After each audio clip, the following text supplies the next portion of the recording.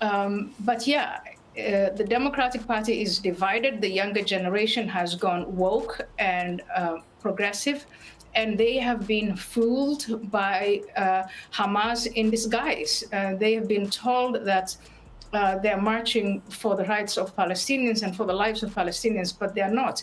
And in fact, these people are marching to obliterate Israel off the map. When you hear ceasefire, what it translates into is let Israel stop fighting for itself, let Hamas regroup, and let Hamas come back and do what Hamas says in its charter, and that is to completely eradicate and obliterate Israel off the map. Victimhood is a commodity today. The elites exchange it with the people they want to keep in a permanent serfdom, a permanent servanthood in exchange for comfort and so-called security. And when they do that, they are practicing a form of witchcraft. How is it witchcraft? Well, first you have to define what witchcraft is. And no, it's not this. Who killed the witch of the East? Was it you? No.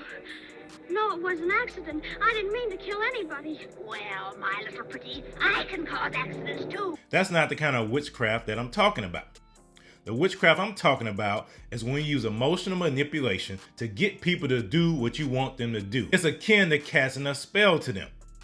I equate it to a spell because people are not acting in their own self-interest. They're acting in the self-interest of, in this case, the elites. The elites are manipulating people, telling them that they're oppressed, telling them that the boogeyman, white supremacy, is going to keep them down. Yeah, I'm talking to black people. Telling them that the system has been rigged against them, that they can't do anything, so therefore you have to rely upon the government, rely upon the Democratic Party, rely upon the elites in order to get what they want. It's emotional manipulation. The same kind of things that were used during the slavery time to keep people in bondage, to keep their minds in slavery. And people do it all the time. For example, wives do it to their husbands. You know, if a wife wants her husband to do what she wants, she can come out directly and ask, or she can use emotional manipulation to get what she wants. For example, if she wanted a new car, instead of saying, honey, I need a new car because this other car is getting kind of old and I really want something new to help transport the children around. No, what she do is she'll say, well, so-and-so just got a brand new car. I think their husband loves them more than you love me. Little stuff like that. Planting little seeds and innuendos in the husband's mind to make him buckle, to make him bow down, to buy her what she really wants. That's witchcraft. That's emotional manipulation. That's exactly when we have this culture of victimhood. See, the woke elites know that they have to use their useful idiots to accomplish their goal of fundamentally transforming America. Most people will not willingly participate in their own demise. But if you use emotional manipulation, if you use witchcraft, you can accomplish that end. So the woke elites use the marginalized folks and paints them as victims. They convince people to lay down their own agenda for the elite's agenda. That's demonic. That's wicked. That's witchcraft. Instead of allowing people to tap into the individual sovereignty that God has given them, the individual rights that established this country, they want them to be subservient to them, to rely upon them, to rely upon the elites for everything they need. Why do you think they're so bent on going into every sphere, every aspect, every area of our lives? It's because they want to control every single thing that you do. Why do you think they're pushing for this social credit thing? Why do you think they're pushing for the vaccines back then? Because they want every bit of our lives controlled, because it keeps them in power. And so it's very sweet and tempting to tell somebody, I'll take care of you. You don't have to do anything. You don't have to work. You can just sit there on your couch, watch TV, and I'll take care of all of your needs. That's very tempting. And what that does, that dumbs down that internal voice, that dumbs down that internal drive to achieve. It does.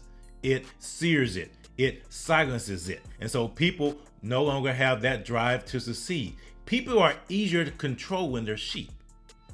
Goats are hard to control. You can't control. People don't go out and herd goats. Sheeps are easy to manipulate and control. And that's what they want to do to all of us. Make us sheep. But they don't tell you the dirty little secret. They don't tell you that they're not going to liberate you from being oppressed. They're not going to liberate you from being a victimhood. What they're going to do is just make you even more and more of a real victim, of a real servant of their needs. But they don't tell you that because it doesn't behoove them to give you the truth. Just like the devil doesn't tell you that sin you're doing is going to lead to your destruction, it's going to lead to your demise. But because it's so tempting, because it's so sweet, because it looks so good, the lust of the flesh, the lust of the eyes, the pride of life, you continue to pursue down that path. The sweet nectar, just like a fly that smells the sweet nectar of a Venus flytrap. They fly into it because it smells so sweet. They're seduced. And see, this witchcraft of victimhood is seducing people into their own demise. So we have to tell people the truth, that they are not victims, that they are empowered for greatness. Hey, I want to say, if you haven't done so already, please hit the like button and click subscribe so we can get this message out to as many people as we can to let them know that they're not victims, they are empowered for greatness.